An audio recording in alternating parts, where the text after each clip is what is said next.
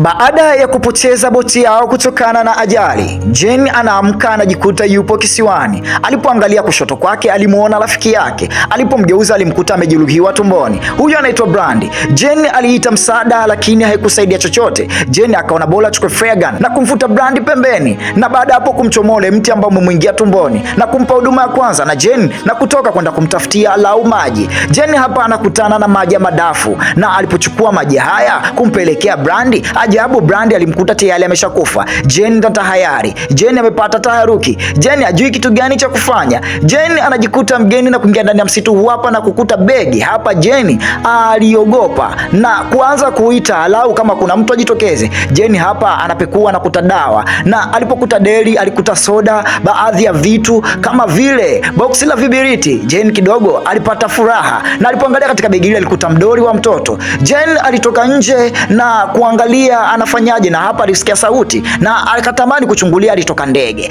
Jane anajikuta anafanya mazishi ya kumfunika Brandy na kuti ili mradi angalia anajisaidiaje. Usiku ulipofika mvua kali zilinyesha na Jane aliandaa vichupa tu kidogo vya kukinga maji masafi ya kunywa. Asubuhi yake alipofika, Jane anakuta samaki kwa wingi wamedondoka pembezoni mwa bahari. Anajiuliza imekuwaje hata papa kupata majeraha makali. Jane aliandaa samaki hawa kutokana na vibiriti anavyo na kuhifadhi katika deli hili. Jane hapa anakuta notebook, na notebook hii amekuta imeloa baadhi ya karatasi na kukuta wapendanao ambao wametumia notebook hii ama walikuwa na miliki. Jane hapa anaanza maisha mapya, lakini alikuta kaburi hapa na akajua kuna watu ambao walishawahi kuishi. Jane alimchukua mshikaji wake na kumfukia na kumzika ili mradi apumzike mahali pema na kumwekea alama ya msalaba. Basi Jane usiku ulipofika alijiwekea kidogo tu mazingira mazuri ya kupumzika, na asubuhi yake alipofika, ajabu ule mwili wa Brian umefukuliwa, na aliyofukua mwili huo hujui. Jane akaona isee sio salama, akaanza kuchonga kamkuki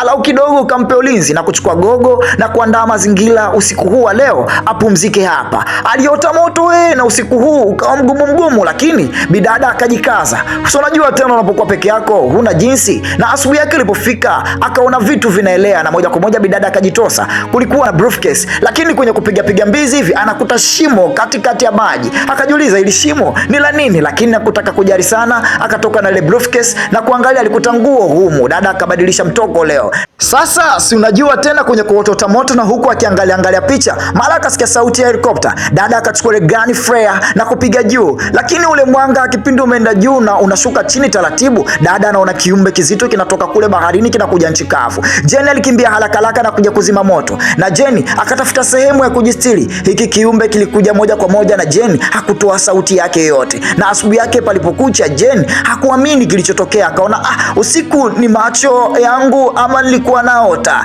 Bidada akachukua ile briefcase na kuweka lile dude la kuokolea maisha na kujifanya kama boti, lakini alikuwa anatonga maji kwenye kinu la kufika kokote. Na Jane anajikuta hana tena njia kutoka katika kisiwa hiki. Hapa alipoona njia bora katika lile gogo, na usiku ulipofika aliingia tena katika lile gogo. Sauti za hiki kiumbe kilikuja tena kumwinda huyu mtu ambaye yuko huko na kulizungusha lile gogo. Ingelikuwa dada huyu ana ndogo basi ashatoka, lakini dada alijikausha mpaka kujikausha tena, na kiumbe huyo aliondoka. Na asubuhi yake alimchukua papa mdogo ambaye dada alijitahidi kumuinda, na hapo kwenye mafunzo alimkamata papa huyo na kumchukua moja kwa moja na kwenda kumning'iniza papa huyu alau kumweka chambo. Na kweli huyu kiumbe usiku ulipofika alikuja akamchukua. Asubuhi yake dada anaamka hapa anakuta tena mwili wa mtu ambaye uko nusu kwa nusu na sura yake ikiwa imeharibika. Hawa wote ni marafiki zake, na kuchukua ule mwili kuning'iniza sehemu hapa. Na huyu kiumbe ulipofika usiku wake tena,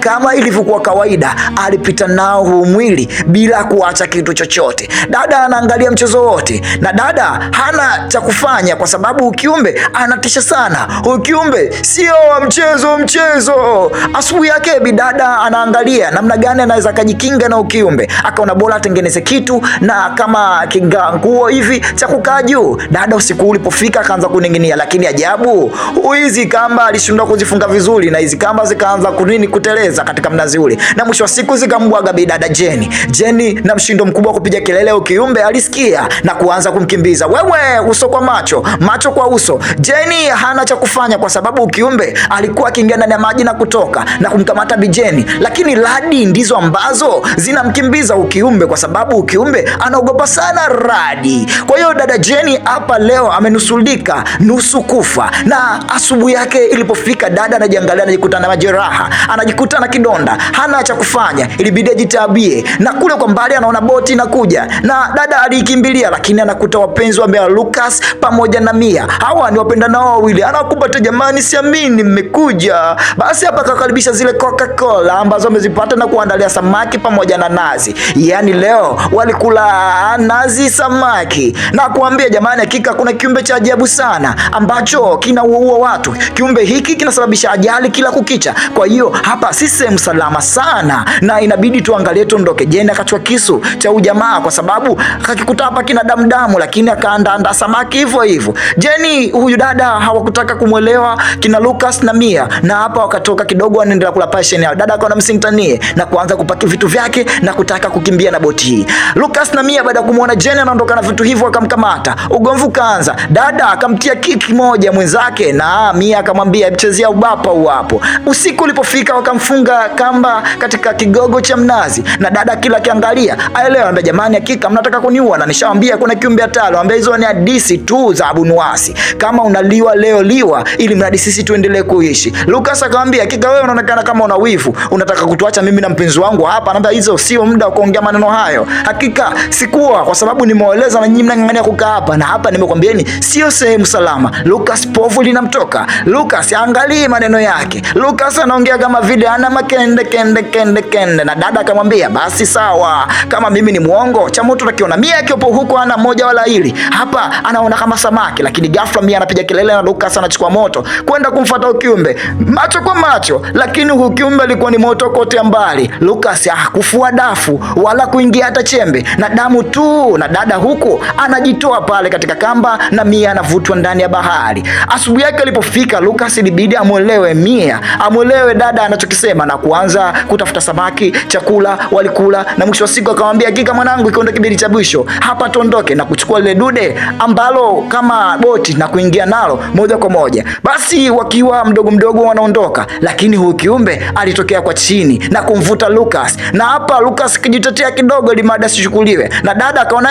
isiwe shida bwana. Basi wakiwa kwenye tahayari, huyu mdudu akaanza kuchana lile dude ambalo hawa wamepanda na kuingiza kichwa chake. Basi jamaa Lucas akampiga na kumkosa, na tena kuchukua gani flare kumlenga vizuri, kaingia ndani ya mdomo. Huyu kiumbe akazama kidogo ndani. Mchiza akachukua kale kamkuki kidogo na kuanza kumtuliza kidogo, walau kidogo akatulia, lakini bidada Jenny akavutwa moja kwa moja. Jenny anajikuta anatiwa ndani ya maji na huyu kiumbe. Jenny akasema ana beto lile ambalo nimechukua kwa Lucas, akamtia nalo huyu kiumbe, na huyu kiumbe kidogo akasikia inauma, akamwachia. Lakini kipindi anamwachia, Lucas alijipendekeza na moja kwa moja akatoa ndani ya lile shimo. Kumbe ile shimo ni la huyu, na dada Jenny anajikuta tena yuko nchi kavu, na hapa walibakisha jiti moja tu. Basi ikabidi kidogo apulize moto tena urudi, na kweli moto kawaka, na dada akaandika katika dayari ambayo kaikuta hapa, bwana hakika jamani kuna kiumbe kikale, kama mkinikuta nimekufa. Basi dada akaanza kuandaa dhana za mapambano, makuti kwa wingi. Dada akaandaa mitego mingi, lakini hapa nakutafufa akasema hili litanisaidia kwenye kupambana na huyu kinyago cha mpapole. Usiku kawadia na vita yake yeye na huyu mdudu ikaanza. Mdudu akaendelea kumwinda, lakini akaingia katika mtego, na dada akamwashia moto moja kwa moja, na huyu kiumbe alipoona moto alichanganyikiwa. Dada alikuja na mkuki moja kwa moja hajauliza, na akatoka chapu haraka kama komando.